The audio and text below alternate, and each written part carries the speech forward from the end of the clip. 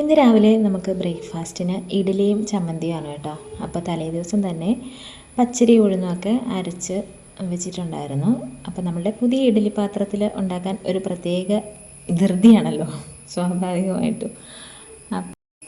ഇഡ്ഡലിക്ക് ചമ്മന്തിയുടെ ഒപ്പം ചെറിയൊരു തക്കാളി ചട്നിയും കൂടി ഉണ്ടാക്കാമെന്നാണ് കേട്ടോ തീരുമാനിച്ചിരിക്കുന്നത്.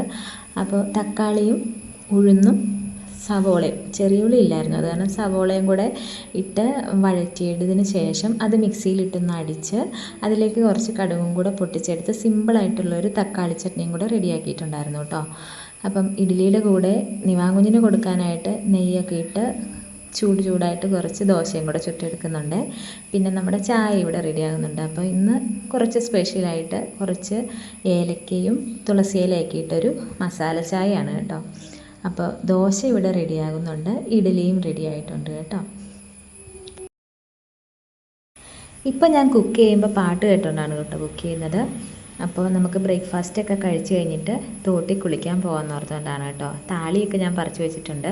നമ്മളിവിടെ അടുത്ത് നിവാങ്കുഞ്ഞിനെ അംഗൻവാടി വിടാൻ പോയപ്പോഴത്തേക്കും അവിടുന്ന് കുറച്ച് ചെമ്പരത്തി താളി കിട്ടിയിട്ടുണ്ടായിരുന്നു കേട്ടോ. അപ്പോൾ അതൊക്കെ ഒന്ന് അരച്ച് തോട്ടിൽ പോയി ഒരു കുളിയൊക്കെ പാസ്സാക്കാമെന്ന് ഓർത്താണ് കേട്ടോ.